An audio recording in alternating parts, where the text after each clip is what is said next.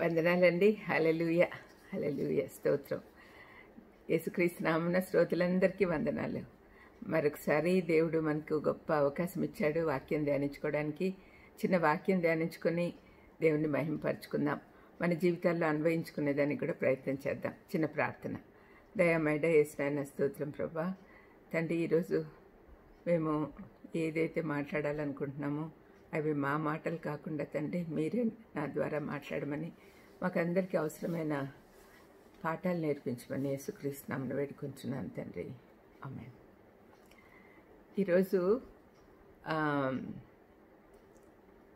దేవుని ఎదుట మనల్ని మనం తగ్గించుకొనుట అంటే ఏంటి అనే విషయాలు తెలుసుకుందాము. మొదటిగా పేతురు రాసిన మొదటి పత్రిక 5వ అధ్యాయము 3 నుంచి చదువుతున్నాను, 3 నుంచి 6 వరకు. మీకు అప్పగింపబడిన వారిపైన ప్రభువైనట్లుండక మందకు మాదిరిలుగా ఉండుడి. ఇది పాస్టర్లతో మాట్లాడుతున్నాడండి. పాస్టర్లు చాలామంది వాళ్ళ చర్చి వాళ్ళ వైపు చూస్తూ మేమే అధికారులము, మేమే బాసులము అన్నట్టుగా బిహేవ్ చేస్తారు. అట్లా చెయ్యొద్దండి అని పేతురు చెప్తూ ఉన్నాడు. అంతేకాకుండా ప్రధాన కాపరి ప్రత్యక్షమైనప్పుడు మీరు వాడబారని మహిమ కిరీటం పొందుదురు. ఆ విధంగా అంటే ప్రభు అందరినీ ఏలుతున్న వాళ్ళం మేమే అన్నట్లుగా బిహేవ్ చేస్తే మహిమ కిరీటం పొందరు. కానీ మనల్ని మనం తగ్గించుకొని ఎదుటివారు మనకంటే గొప్పవాళ్ళు అన్నట్లుగా, అంటే ఏ దాంట్లో మనము హెచ్చించుకోకుండా తగ్గించుకుంటూ ఉన్నప్పుడు దేవుడు మనకు మహిమ కిరీటం ఇస్తాడు అని చెప్పి పేతురు అంటున్నాడు. ఇక్కడ 5వ వచనం చూడండి. చిన్నలారా అని ఎవరిని పిలుస్తున్నాడు అంటే ఇక్కడ పాస్టర్లను పిలుస్తున్నాడు. అంటే దేవుని ఎదుట అందరం చిన్నవాళ్ళమే. చిన్నలారా అంటే మిమ్మల్ని మీరు తగ్గించుకోండి, మీరేమి ప్రభువులు కాదు అని చెప్తూ మీరు పెద్దలకు లోబడి ఉండడి. ఇక్కడ పెద్దలు ఎవరంటే అధికారులు. ఈ సందర్భము పేతురు ఆది సంఘంలోని క్రైస్తవులతో మాట్లాడుతూ ఉన్నాడు. వారు తమ తప్పేమీ లేకుండా కూడా చాలా శ్రమలు అనుభవిస్తున్నారు. అటువంటి వాళ్ళు డిప్రెస్ అయిపోయినారు. డిప్రెషన్లోకి వెళ్ళిపోకుండా, తిరిగి వాళ్ళ యూదా మతంలోకి వెళ్ళిపోకుండా ఉండడానికి వాళ్ళని ప్రోత్సహిస్తూ రాసిన మాటలు అన్నమాట ఇవి. వాళ్ళు ఏమంటున్నాడంటే దేవుని చిత్తం ఏంటి? అధికారులకు లోబడి ఉండాలి. ఎందుకు లోబడి ఉండాలంటే అధికారం వాళ్ళకి ఇచ్చింది దేవుడే. వాళ్ళు చెడ్డవాళ్ళైనా సరే వాళ్ళకి లోబడి ఉండాలి అని బైబిల్ చెప్తుంది మనకు. మరి ఆ మాట ఇక్కడ మాట్లాడుతూ ఉన్నాడు. మీరు పెద్దలకు లోబడి ఉండుడి. ఇది అందరికీ వర్తిస్తుంది.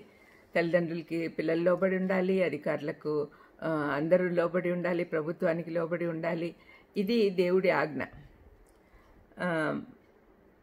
మీరందరూ ఎదుటివాని ఎడల దీన మనస్సు అను వస్త్రము ధరించుకొని మిమ్మల్ని అలంకరించుకొనుడి. ఈ మాట ఎంత బాగుంది చూడండి. ఎదుటివాడు ఎట్లాంటోడైనా సరే దీన మనసు కలిగి ఉండండి. దీన మనసు అను వస్త్రము ధరించుకో. ఈ వస్త్రం ధరించుకోవడం అనేది పౌలు ఎక్కువగా వాడతాడు. మీ పాత వస్త్రం తొలగించి కొత్త వస్త్రం ధరించుకోండి, పాత వస్త్రం తొలగించి నీతి వస్త్రం ధరించుకోండి, ఇట్లాంటి మాటలు మాట్లాడతాడు. ఇక్కడ పేతురు ఏమంటున్నాడంటే మీరు దీనత్వం అనే వస్త్రం ధరించుకోండి, దీన మనసు అనే వస్త్రం ధరించుకొని మిమ్మల్ని అలంకరించుకొనడి. ఎందుకంటే దేవుడు అహంకారాలను ఎదిరించి దీనులకు కృప చూపించును. ఈ మాట చాలా చోట్ల ఉంది. సామెతల గ్రంథంలో ఉంది, తర్వాత యాకోబు 3:6లో ఉంది. ఇట్లా అంటే దీనత్వానికి, తగ్గింపు స్వభావానికి దేవుడిచ్చే ప్రాధాన్యత అంత ఎక్కువగా ఉంది కాబట్టి ఇన్ని చోట్ల రాయబడి ఉంది. దేవుడు అహంకారాలను ఎదిరించి దీనులకు కృప చూపించును, కృప అనుగ్రహించును. దేవుడు అహంకారాలను ఎదిరిస్తాడు. అంటే ఆయనకు గర్విష్ఠులు ఇష్టం లేదు. అహంకారంతో ప్రవర్తించే వాళ్ళు అస్సలు ఆయనకు ఇష్టం ఉండదు. ఆయన కేవలము దీనుల పట్ల కృప అనుగ్రహిస్తాడు. కృప అనేది మనకు చాలా అవసరం. మనము కృప లేకుంటే జీవించలేం. పౌలు శారీరక బాధలతో కష్టపడుతూ ఉన్నప్పుడు ఎన్నిసార్లు మొరపెట్టుకున్నాడు? 3 సార్లు మొరపెట్టుకున్నా కూడా దేవుడు ఏమన్నాడంటే నా కృప నీకు చాలును అన్నాడు. ఆయన కృపతో మనకు అనేకం సంభవిస్తున్నాయి, అనేక ఆశీర్వాదాలు వస్తున్నాయి. ముఖ్యమైనది రక్షణ. రక్షణ మార్గంలో పోతుంటే మనం తప్పనిసరిగా పరలోకానికి వెళ్ళిపోతాం. మరి ఇటువంటి గొప్ప భాగ్యం మనకి ఇచ్చినప్పుడు చిన్న చిన్న విషయాల గురించి మనకు అవసరం లేదు, ఇవన్నీ కూడా అశాశ్వతం. వీటిని గురించి ఆలోచించకుండా దీనత్వంతో దేవుని వైపు చూస్తూ ఉంటే మన జీవితాలు హెచ్చింపబడతాయి. హెచ్చింపబడ్డం అంటే ఇహలోకపరంగా హెచ్చింపబడతాం, పరలోకంలో కూడా మనకు స్థానం ఏర్పరచుకుంటాం. అది ఇక్కడ చెప్తూ ఉన్నాడు పేతురు. ఎందుకంటే పేతురు చిన్నప్పుడు అంటే యేసు ప్రభు దగ్గరకు వచ్చినప్పుడు ఎంత ఇంపల్సివ్గా ఉండేవాడు, అంటే ఆలోచించకుండా డెసిషన్స్ తీసుకునేవాడు, కోపిష్టి. యేసు ప్రభుని అరెస్ట్ చేయడానికి సైనికులు వచ్చినప్పుడు ప్రధాన యాజకుడి దాసుని చెవి కత్తితో కట్ చేసేసాడు, మల్కు అనే అతనిది. అంటే ఇన్స్టంటేనియస్ రియాక్షన్ అనమాట. అంటే తన ప్రభుకి ఏదో జరుగుతూ ఉంది, తను వాళ్ళను ఎదిరించాలా అన్నట్లుగా. అయితే సాత్వికంగా ఆలోచించమని యేసు ప్రభు చెప్తూ ఉన్నాడు. అది అనుభవపూర్వకంగా తెలుసుకున్న పేతురు ఈ స్టేజ్ వచ్చేసరికి చాలా సాత్వికుడైపోయాడు. యేసు ప్రభు ఆరోహణం అవ్వకముందు చెప్పడం ఏంటంటే పరిశుద్ధాత్మ శక్తి మీలో వస్తుంది, అప్పుడు మీరు సకల లోకానికి వెళ్ళి స్వార్థ ప్రకటించండి అని చెప్పాడు. ఆ పరిశుద్ధాత్మని శక్తి వచ్చి పరిశుద్ధాత్మ నింపుదలతో పరిశుద్ధాత్మ సాయంతో నడుస్తున్నారు కాబట్టి వాళ్ళందరూ కూడా సాత్వికులుగా ఉన్నారు. శిష్యులందరూ కూడా సాత్వికం అలవర్చుకున్నారు. ఇక్కడ దేవుడు తగిన 6వ వచనం ఇంపార్టెంట్, అది ఇప్పుడు నేను చదువుతున్నాను, అది దాని గురించే మనం ఈరోజు మాట్లాడుకుందాం. దేవుడు తగిన సమయమందు మిమ్మల్ని హెచ్చించినట్లు ఆయన బలిష్టమైన చేతి కింద దీన మనస్కులై ఉండుడి. దేవుడు తగిన సమయమందు మిమ్మును హెచ్చించినట్లు మీరు ఆయన బలిష్టమైన చేతి కింద దీన మనస్కులై ఉండుడి. ఇక్కడ 3 పాయింట్లు ఉన్నాయి చూడండి, అవి 3 కూడా మనము ధ్యానించుకుందాం. ఇక్కడ చెప్పడం ఏంటంటే మీరు ఇహలోకపరంగానైనా పరలోకం ఆత్మీయ పరంగానైనా హెచ్చింపబడాలి అంటే ముందు మిమ్మల్ని మీరు తగ్గించుకోవాలి. తగ్గింపు స్వభావం చాలా అవసరం. దీనికి ఇది బైబిల్ యొక్క బేసిక్ ప్రిన్సిపల్. ఎందుకు ఇలా చేయాలి అంటే యేసయ్య మనకు నేర్పించాడు, మాదిరి చూపించాడు. ఒకసారి ఫిలిప్పీ పత్రిక చదివితే మనకు అర్థమవుతుంది. ఫిలిప్పీ 2వ అధ్యాయంలో ఎంత చక్కగా ఆయన దీనత్వం గురించి, ఆయన తగ్గింపు స్వభావం గురించి పౌలు రాస్తాడు. మనకు అందరికీ తెలిసిన వాక్య భాగమే అది. ఫిలిప్పీ పత్రిక 2వ అధ్యాయము 6 నుంచి మనం చదువుకుంటే మనకు అర్థమవుతుంది. ఆయన పరలోకంలో తండ్రితో ఉండడం విడిచిపెట్టకూడని భాగ్యం అని ఎంచుకోలేదు, కానీ ఆయన దేవుని స్వరూపమై కలిగి ఉండి కూడా మనుషుల పోలికగా పుట్టి దాసుని స్వరూపమును ధరించుకొని తన్ను తానే రిక్తునిగా చేసుకొనెను. మరియు ఆయన ఆకారమందు మనుష్యుడిగా ఉండి కనపడి మరణం పొందినంతగా, అనగా శిలువ మరణం పొందినంతగా విధేయత చూపిన వాడే తన్ను తాను తగ్గించుకొనెను. అందుచేతను పరలోకమందున్న వారిలో గాని, భూమి మీద ఉన్న వారిలో గాని, భూమి కింద ఉన్న వారిలో గాని ప్రతివాని మోకాలను యేసునామమున వంగునట్లును, ప్రతివాని నాలుకయు తండ్రి అని దేవుని మహిమార్థమై యేసుక్రీస్తు ప్రభు అని ఒప్పుకున్నట్లును దేవుడు ఆయన అధికంగా హెచ్చించి ప్రతి నామమునకు పైనామమును ఆయనకు అనుగ్రహించెను. ఈ మాటలు ఈ కొన్ని వచనాల్లోనే మనకు ఇప్పుడు మనము చదువుకున్న వాక్య సారాంశం కనపడుతుంది. మాదిరి చూపిస్తున్నాడు. వాట్ ఎవర్ హీ సెడ్, యేసు ప్రభు ఎప్పుడు కూడా మీరు గమనిస్తే ఆయన చెప్పినవన్నీ చేసి చూపిస్తున్నాడు. ఇక్కడ దేవుడు మిమ్మల్ని హెచ్చించాలి అంటే పేతురు చెప్పిన మాటలు, ఆయన చేతి కింద మీరు తగ్గింపు స్వభావం కలిగి ఉంటే తగిన సమయమందు ఆయన హెచ్చిస్తాడు అని రాయబడింది కదా. యేసు ప్రభు తండ్రి అయిన దేవుడు ఏర్పరిచిన ప్రణాళిక ప్రకారము ఆయన ఈ లోకానికి వచ్చి ఆ విమోచన ప్రణాళిక నెరవేర్చి తిరిగి పరలోకానికి వెళ్ళాడు. పరిశుద్ధాత్మ దేవుణ్ణి మన దగ్గర పెట్టాడు. మరి ఈ కార్యక్రమం జరగడంలో ఆయన విధేయత కనపడుతుంది, తగ్గింపు స్వభావం కనపడుతుంది. ఆయన తగ్గించుకోవాల్సిన అవసరం ఏముంది మనల్ని విమోచించడానికి. అయితే దాని ఫలితంగా దేవుడు ఆయనను అద్భుతంగా హెచ్చించాడు.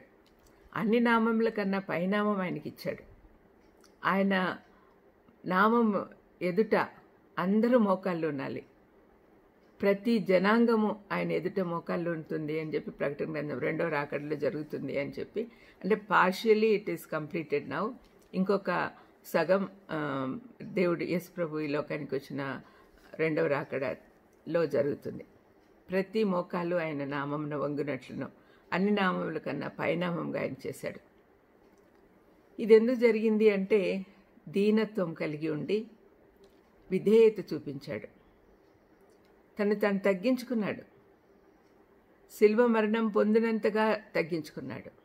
శిలువ మరణం పొందడం అంటే సామాన్యమైన విషయం కాదండి. ఆయన ఎంతగా తగ్గించుకున్నాడంటే అన్ని తప్పుల కంటే భయంకరమైన తప్పు చేసిన వాళ్లకు ఇచ్చే శిక్షను నీకోసం నా కోసం ఆయన అనుభవించాడు. ఆయనకి ఏం అవసరం ఉంది? తన బిడ్డలందరూ తనతో పాటు తిరిగి పరలోకంలో ఉండాలని ఆయన కోరిక కోసము ఇవన్నీ చేశాడు. ఆయన సృష్టించినప్పుడు మానవుణ్ణి సంపూర్ణంగా సృష్టించాడు. ఆ కండిషన్లోనే అలాగే ఉంటే ఎప్పుడు దేవునితోనే ఉండేవాళ్ళం. కానీ ఆదాము హవ్వలు చేసిన పాపం వల్ల దేవునికి దూరం అయిపోయి తిరిగి పరలోకానికి వెళ్ళాలంటే దేవుడే మార్గం చూపించాడు. తన కుమారుని పైన మన పాపాలన్నీ మోపి ఆయన శిలువ మరణం పొందినంతగా ఆయనను శిక్షించి ఆ తర్వాత మనకు విమోచన వచ్చేటట్టుగా చేశాడు. అంటే పాపమునికి శిక్ష మరణం కాబట్టి ఆ మరణం యేసుప్రభు అనుభవించాడు. ఆ తర్వాత తిరిగి లేచి పరలోకానికి ఎక్కి తండ్రి కుడి పార్శ్వమున కూర్చొని నేడు మన కోసం విజ్ఞాపనలు చేస్తున్నాడు. అది పక్కన ఉంచితే దేవుడు యేసుప్రభు మనకు చూపించిన మాదిరి మనము నేర్చుకోవాలి. తగ్గింపులోనే విజయం ఉంది. ఈ లోకంలో మనల్ని మనం హెచ్చించుకోవాలి అంటారు. మామూలుగా ఈ లోక ఆచారం ఏంటంటే ఎవరికి వాళ్ళు గొప్పలు చెప్పుకుంటూ ఉంటారు. ఇప్పుడు సపోజింగ్ ఒక జాబ్ ఇంటర్వ్యూకి వెళ్తున్నాం అనుకోండి, ప్రొఫైల్ తయారు చేయాలి అంటే ముందు మనం చేసిన క్రియలన్నీ రాస్తామన్నమాట. కొన్ని ఉన్నాయి, కొన్ని లేనిటి కూడా కలిపేసి దానికి ఫాల్స్ సర్టిఫికెట్లు చూపించి ఏమేమో చేస్తూ ఉంటారు. ఎందుకు? మంచి జాబ్ రావాలి అని. తర్వాత జాబ్ వచ్చిన తర్వాత కష్టపడి పనిచేసి ఉన్నత స్థాయికి వెళ్ళిపోవాలని ఎప్పుడు అదే ఆలోచనలతో అదే ఆశలతో ఉంటారు. ఇవన్నీ ఒక ఎత్తు. అయితే ఇందులో దేవుడు లేకుంటే మనం ఎంత ఫాస్ట్గా పైకి వెళ్తామో అంత ఫాస్ట్గా కిందికి దింపబడతాం. అయితే మన ప్రయత్నం లోపం లేకుండా మనం చూసుకోవాలి, కానీ దేవుని మీద భారం వేయాలి. అప్పుడు దేవుడు తన సమృద్ధిలో నుంచి మనకిస్తాడు. There are no limits for God's grace. ఎంతైనా ఇస్తాడు ఆయన. అది మనం నమ్మాలి. ఆ విధంగా మనము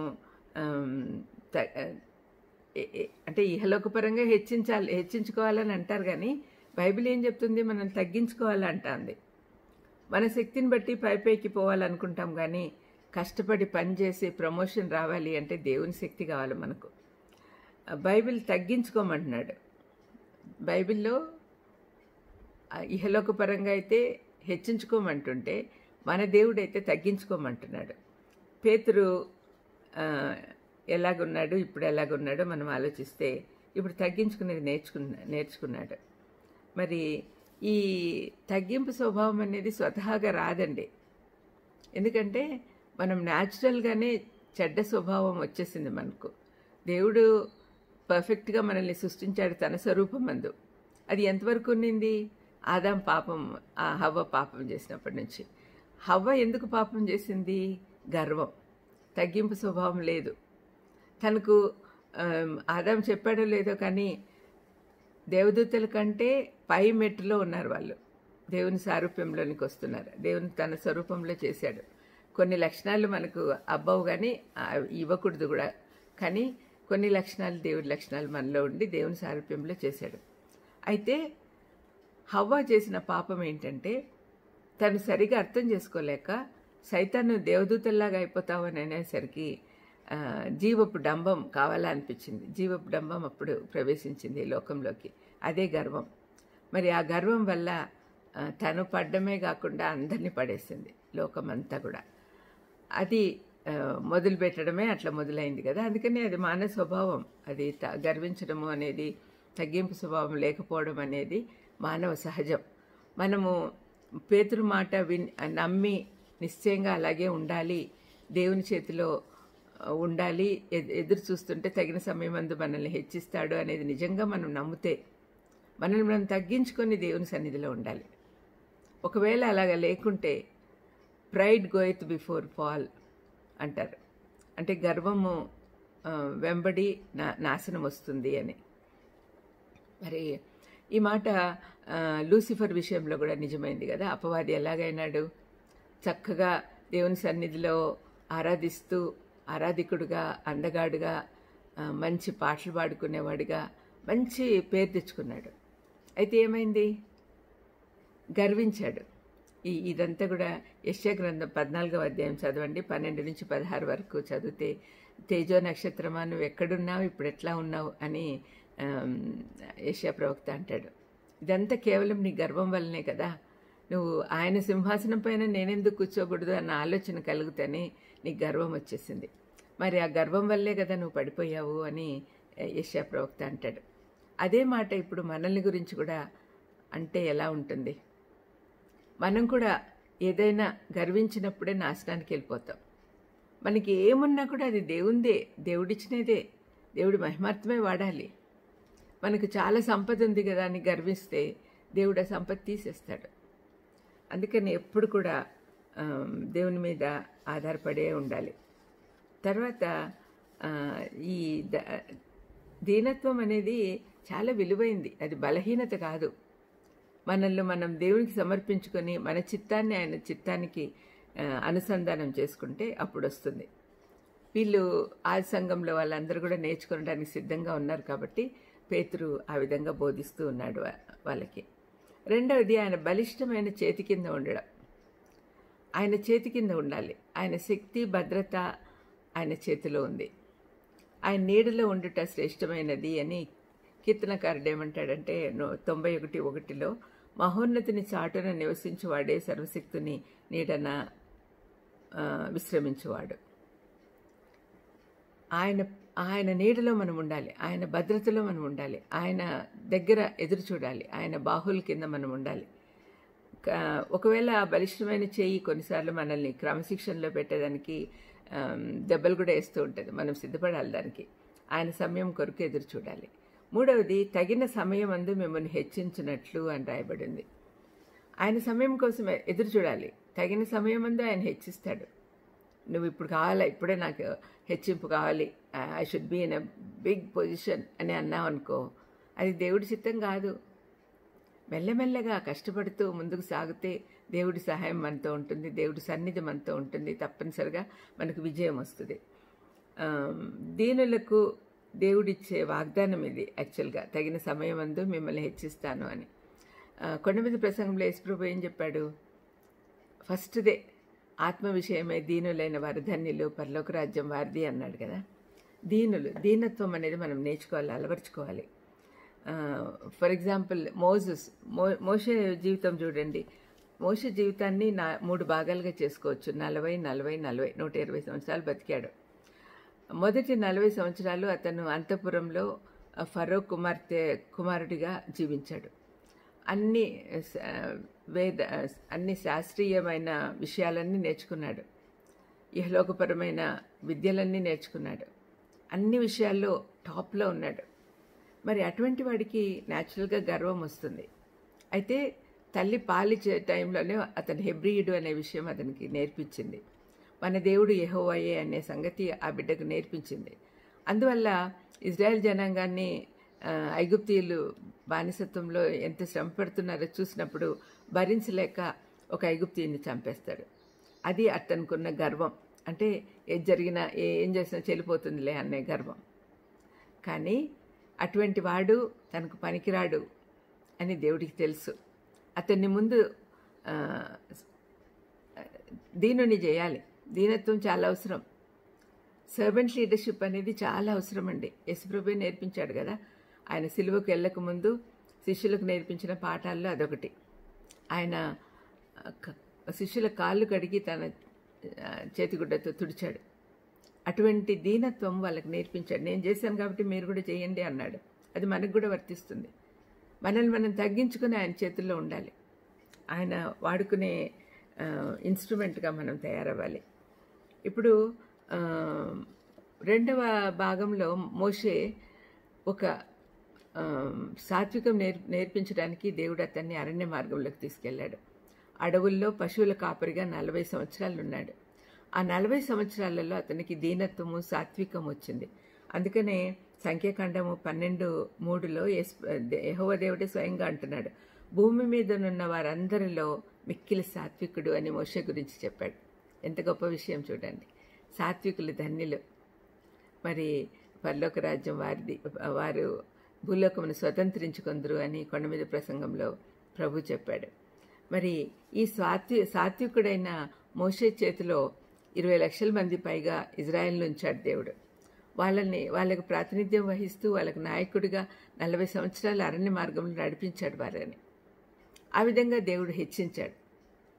ఈ తగ్గింపు స్వభావం వచ్చిందని ఎట్లా తెలుస్తుంది అంటే, దేవుడు ఈ పిలుపు వచ్చేసరికి అగ్ని పొదలో కాలిపోతున్న పొదలో కనపడతాడు కదా యెహోవా దేవుడు, ఆయన స్వరం వినిపిస్తుంది కదా, అప్పటికే అతనికి తగ్గింపు స్వభావం వచ్చింది. అందుకనే ప్రభు ఏమన్నాడు, నువ్వు ఐగుప్తీయుల బానిసత్వంలో నుంచి ఇజ్రాయేలును విడిపించాలి అని అన్నప్పుడు, అయ్యో దేవా నేను ఎందుకు అర్హుణ్ణి కాదు, నా చేత కాదు, నాకు నోటి మాంద్యం ఉంది, ఇట్లా కథలు చెప్పాడు. కానీ దేవుడు ప్రతిదీ కూడా సానుకూలపరిచాడు. తర్వాత అతన్ని గొప్ప నాయకుడిగా చేశాడు. అతనిలో ఉన్న మెయిన్ గుణం ఏంటి? సాత్వికం. భూలోకం అంతట్లో సాత్వికుడు అని దేవుడే స్వయంగా చెప్తూ ఉన్నాడు. మరి ఇంకొక ఎగ్జాంపుల్ చూస్తే దావీదు చిన్నతనంలోనే 16-17 సంవత్సరాల్లోనే అభిషేకించబడ్డాడు. నన్ను రాజుగా అభిషేకించిన వాడు ఎవరు అంటే సమూయేలు ప్రవక్త. నన్ను రాజుగా అభిషేకించాడు కాబట్టి నేను ఇంక రాజునే అని చెప్పి విర్రవీగిపోలేదు. దేవుడు అభిషేకించి ఏర్పాటు చేసిన సౌలు ఉన్నంత వరకు తాను రాజు కాలేడు అని తెలుసు తనకి. అందుకనే సమయం వచ్చేంత వరకు ఎదురు చూశాడు. సౌలు అతన్ని చంపబోతున్నా కూడా పారిపోతూనే ఉన్నాడు, కానీ ఎదురు తిరగలే. ఒకానొక సమయంలో సౌలుని చంపే అవకాశం కూడా వచ్చినా కూడా అతన్ని చంపలేదు. చాలా జాగ్రత్తగా సమయం కోసం ఎదురు చూశాడు. ఎన్ని శ్రమలు అనుభవించాడు. పారిపోతూ ఎన్ని ప్లేసులు మారుతూ పోయాడు. అయినా కూడా దేవుడు ఆయన సమయంలోనే అతన్ని హెచ్చించాడు. సౌలు చనిపోయిన తర్వాతనే అతను రాజు అయ్యాడు. 2 సమూయేలు 7:18లో ఎంత మంచి మాట అంటాడు. దావీదు రియలైజ్ అయ్యాడు తన్ని దేవుడు ఎంతగా హెచ్చిస్తున్నాడో. ఏమంటున్నాడు? ఇంతగా నువ్వు నన్ను హెచ్చించుటకు నేను ఎంతటి వాడను? దీంట్లో దీనత్వం కనపడడం లేదా మీకు? నేను ఎంతటి వాడను? నేను ఎవరినని నువ్వు ఇంతగా హెచ్చిస్తున్నావు నన్ను? నేనేం చేయలేదు కదా, కేవలం నీ పాద సన్నిధిలో ఉన్నా. మరి నన్ను కూడా హెచ్చించు అని మీరు కూడా ప్రార్థన చేయొచ్చు. తప్పనిసరిగా దేవుడు ఆలకిస్తాడు మన ప్రార్థనలు. తర్వాత ఈ వాక్యభాగంలో మనం నేర్చుకుంది ఏంటంటే, మళ్ళీ ఒకసారి చదువుతాను 6వ వచనము. దేవుడు తగిన సమయమందు మిమ్మను హెచ్చించునట్లు ఆయన బలిష్టమైన చేతి కింద దీన మనస్కులై ఉండుడి. ఇక్కడ 3 స్టెప్స్ కనపడుతున్నాయి కదా. ఫస్ట్ ఏమో దీనత్వం, హంబుల్నెస్. కొన్నిసార్లు దేవుడు మన ప్రార్థన ఆలకించకపోయినా సరే మనం ఎదురు చూస్తూ ఉండాలి. గర్వించి దేవుడు నా మాట పలకట్లే, నా ప్రార్థన ఆలకించట్లేదని దూరం వెళ్ళిపోతే నీకే నష్టం కదా. అందుకని తగ్గింపు స్వభావం ఉండాలి. రెండవది విధేయత. ఇష్టం లేకపోయినా కొన్ని పనులు చేస్తానికి ఒప్పుకోవాలి. కొన్నిసార్లు పొద్దున్నే చర్చికి వెళ్ళాలంటే అస్సలు ఓపిక ఉండదు. అయినా కూడా దేవుడు ఏం చెప్పాడు? సహవాసం చేయడం వదలొద్దండి, తప్పనిసరిగా దేవుని సన్నిధికి వెళ్ళాలి, విశ్రాంతి దినం ఆచరించాలని చెప్పాడు కదా. మరి దేవుని సన్నిధిలో ఉండడానికి మనము బలవంతంగా అయినా వెళ్ళాలి.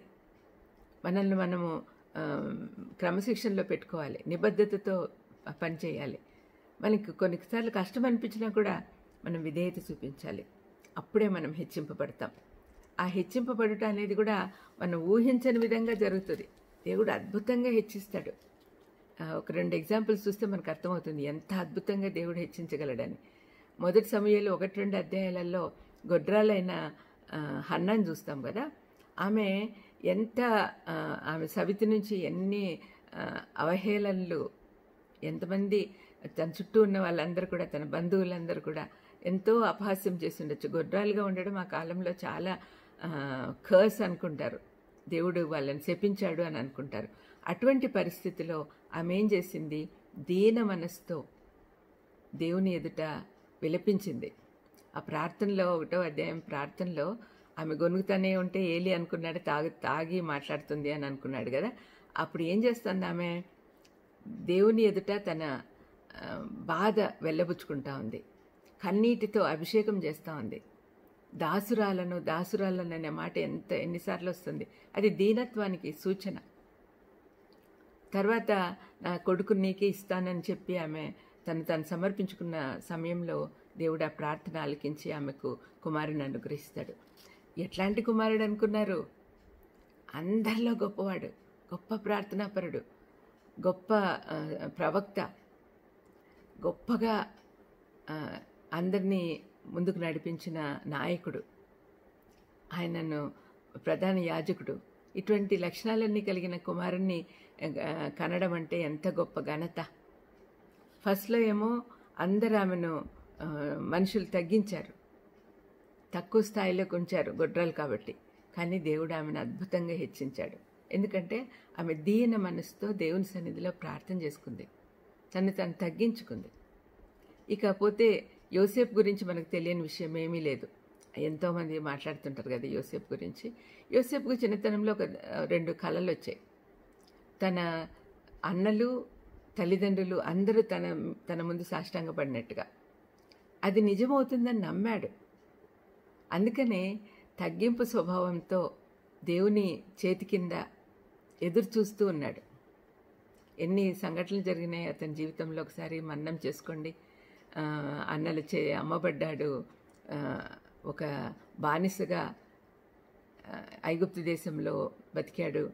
యజమానురాలు అతని మీద కన్నేసి అతని మీద అబాండాలేసి జైల్లో పోతే ఒక్కసారి నోరెత్తి మాట్లాడలా. అన్నలను అపోజ్ చేయలేదు, యజమానురాల్ని అపోజ్ చేయలేదు. తర్వాత జైల్లోకి వెళ్ళిన తర్వాత అతని బిహేవియర్ చూసి, అతని దీనత్వం చూసి జైలు అధికారి అతన్ని ఖైదీలకంత పెద్దగా చేశాడు. అంతటితో ఆగక దేవుడు అతన్ని ప్రైమ్ మినిస్టర్ని చేశాడు. ఎంత గొప్ప ఆధిక్యత అండి. మరి ఇవన్నీ ఎందుకు జరిగినాయి? దీనత్వం వల్ల. యోసేపు చాలా దీనత్వం కలిగి ఉన్నాడు. మరి అహంకారులను ఎదిరించి దీనులకు కృప చూపించుననే మాట ఎప్పుడు గుర్తుపెట్టుకోండి. మనల్ని మనం తగ్గించుకొని ఉంటే తప్పనిసరిగా దేవుడు హెచ్చిస్తాడనే సంగతి, ఆ సత్యము హృదయాల్లో స్థిరపరచుకోమని ప్రభునామంన మిమ్మల్ని అందరినీ కోరుతూ ఉన్నాను. చిన్న ప్రార్థన చేసుకుందాం. దయామయుడ యేసు నాయన, ఇంత అద్భుతమైన వాక్యము నా ద్వారా మీరు మాట్లాడినారు నా తండ్రి. మేమందరం కూడా తండ్రి ఏదో ఒక విషయంలో అతిసేపు పడుతూ ఉంటాం. కానీ మనుషులు నమ్ముకున్నట్టు కంటే మీ మీద ఆధారపడ్డ మేలు అని బైబిల్లో చెప్పబడి ఉంది తండ్రి, 118వ కీర్తనలో. అవును తండ్రి, అది మేము నమ్మి కంప్లీట్గా మీ మీద ఆధారపడేది, మీ సమయం కోసం ఎదురు చూస్తూ దీనత్వంతో ఉండేది నేర్పించమని, అప్పుడే మీరు మమ్మల్ని హెచ్చిస్తారనే సత్యం తెలుసుకునేటట్టు చేయమని యేసుక్రీస్తు నామములో వేడుకొంచున్నాను తండ్రి. ఆమేన్. God bless you.